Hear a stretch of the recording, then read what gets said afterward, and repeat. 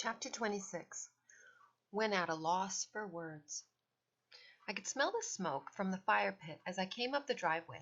Mom and Dad, Magda and Jack were all there, sitting on the sawed-off tree stumps Mr. Taylor had nabbed from a housing development and leveled on into the perfect stools.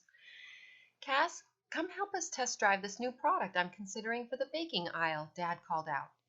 "These are amazing." Jack pulled a perfectly crisp marshmallow off a skewer. "They're made of surgical steel, so they cook the marshmallow from the inside out. And the ceramic handles keep you from burning your hands." Mom held out the bundle for me to choose. I vote yes.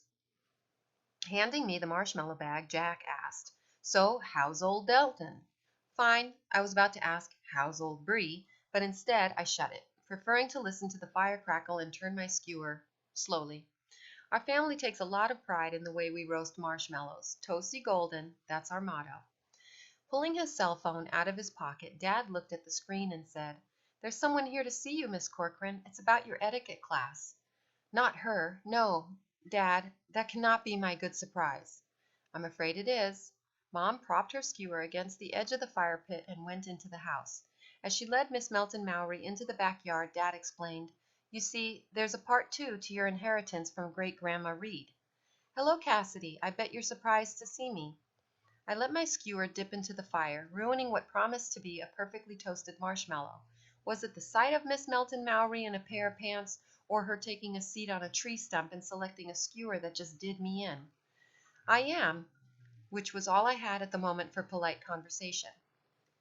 Jack handed me another marshmallow. I popped it into my mouth and chewed it raw. "Your parents have given me the distinct pleasure of informing you of the second part of your inheritance. But first, maybe you can instruct me in the proper way to roast a marshmallow. I have very little experience in this area."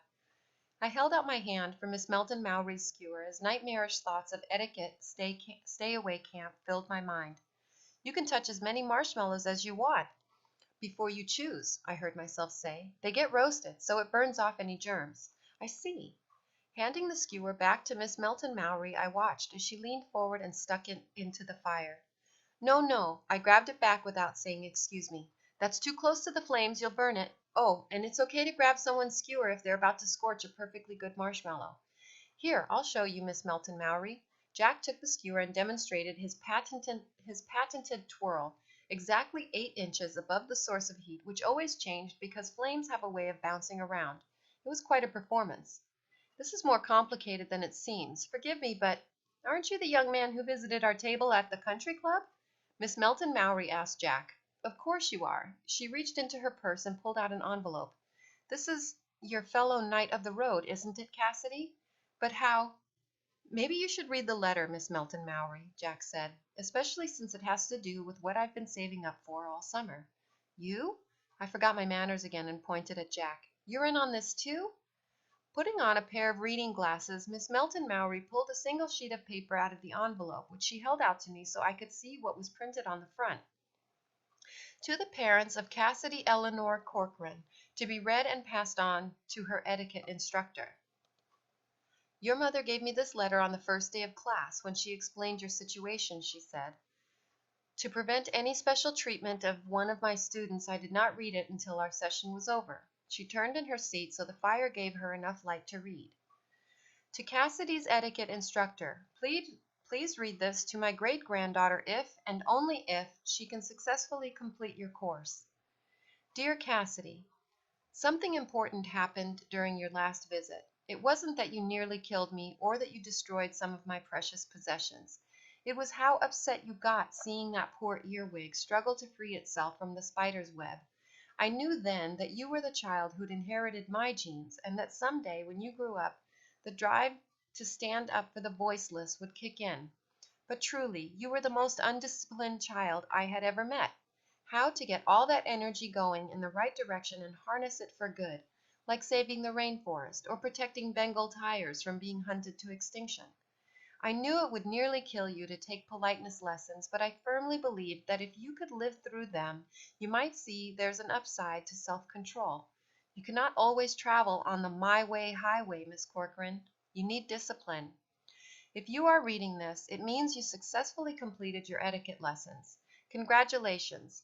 A fine effort should be rewarded, and so, in addition, I bestow on you 3 tickets to the National Hobo Convention in Britt, Iowa, plus meals and lodging. That and 2 first-class train tickets to transport you and your father as far down the line as you can get. If your fellow Knight of the Road wants to accompany you, he'll have to pay for the train himself. As you travel along the rails of life, Cassidy, remember that things are not as always what they appear to be. I hope that you will now stop cursing me and enjoy your trip back in time. With love, Great Grandma Reed. So, instead of pointing my skewer at Jack and pretending we were about to duel, I simply said, Mr. Taylor, is it true that we're going to the National Hobo Convention? Sure we are. Isn't it great? Yes, it's great. Really? I was having trouble taking it in, given my karma and all, and I was sure there must be a hitch, but the whole family was nodding at me. Wow, this is loads better than Dead Body Camp. Cassidy, can't you just be happy? Magda impaled the ground with her skewer. Why do you have to keep making my camp sound so ghoulish? I was about to shoot back because it's fun to drive you crazy, but that was not polite, and there sat Miss Melton Mowry. Having her around was a real blow to my comedy routines. I'm sorry, Magda. I know that the mystery of decomposition is very important to you, and I will try. Ugh. I couldn't bring myself to be any nicer to my sister, so I turned to Miss Melton Mowry. Delton says you're going to make more videos. Yes, that's the plan. I have some free time now that our session is over. You're still working with Officer Weston, aren't you, until the big reunion? I thought so, too. Miss Honeycutt had an impressive list for us to cover. Cocktail nibbles, holiday punch bowls, invitations to dance. But yesterday Officer Weston called to inform me that he'd decided he was polite enough. He said that saving me at the luncheon reminded him that life is short and that maybe he needed to rethink his priorities.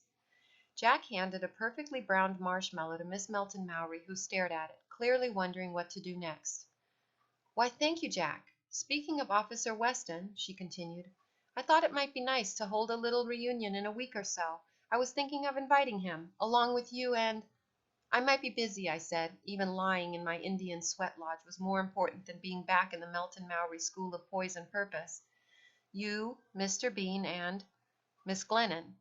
I thought about it for a minute. Would you let her bring feathers? I asked.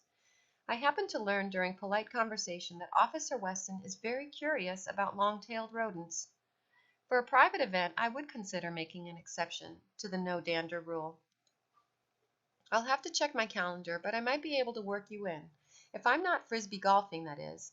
Mom was giving me a look that, for the record, was hard to read in firelight, but I think I got it. Thank you for the invitation, Miss Melton Mowry, I said. Dad took the skewer out of Miss Melton Mowry's hand. I think we have the fixings for s'mores in the house, Miss Melton Mowry. I will be happy to share the etiquette of eating one if you'll follow me. Come on, Mags, let's leave these two to their plans, he said. Taking Mom's hand, Dad pulled her up. Congratulations, sweetie. Mom kissed the top of my head. See, your karma isn't so bad after all. I waited until I'd heard the screen door shut before I said, You knew all this time and you didn't tell me? I was sworn to secrecy, Jack protested. Your dad made me spit swear. So, that's really what you've been saving up for? Jack reached into his back pocket and pulled out a wallet. You have a wallet now, too? I wanted one for these. He fanned a wad of tickets in front of me. All the way to Osceola, Minnesota. We'll have to take a bus to Britt from there. Or hitchhike. Not sure your dad will be on board for hitchhiking. Want me to make you a marshmallow? Maybe just one more.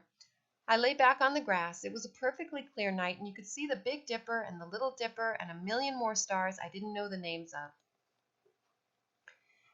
Jack, pushing myself up by my elbows, I asked him, Is that really what you want to spend your money on? You're not just doing it for me, are you? Are you kidding me? This will be sweet. Your great-grandma even picked your dad to go with us. We'll get way more train snacks with him. True. Maybe you are the same Jack I knew last summer. So now you've got the tickets. Will you stop doing odd jobs for the Bensons? Nope. Because that's how you get to hang around with Bree? I said, even though I knew it took me dangerously close to ruining another perfect summer night. Jack removed the marshmallow from his skewer and handed it to me. You might as well know, Cass. I asked Bree to be my girlfriend. Fortunately, a mouthful full of marshmallow kept me from answering right away. But she said no. She said I already had one. I swallowed. There's another one? Geez, how many lawns can you mow in a day? She meant you, Cass. Jack Taylor! I got to my feet and tackled him, ending up on his stomach with his arms pinned to his sides. He didn't even fight back. Don't ever say anything like that again. She said all this wrestling that we do, how we finish each other's sentences, how we watch out for each other, it's what guys and girls do when they... Don't say it. I'll spit in your face. I swear I will. What do you want me to say then, Uncle? Don't say that either. I rolled off Jack and lay on my back in the grass. Let's think for a minute. We crossed our legs and arms and trying to think out our way out of this mess. It was me who broke the silence. You never say uncle. If you do now, that means you've changed. I don't want you to change. But we have changed, Cassidy. You're 11-teen and I'm almost 12-and-a-half-teen. I didn't have a comeback for that. Stargazing can come in handy when you're at a loss for words. There must be something that stays the same forever. Of course there is. Stars don't change, at least not for a million years. The Grand River, you and me. You and me? Jack reached over, grabbed my hand and held it, giving me the perfect opportunity to twist his wrist, bend his arm back, and put him in a reverse chin lock. But I didn't do it. You heard me, you and me. He squeezed my hand, but not too hard. Jack, Cass, Inc. The end.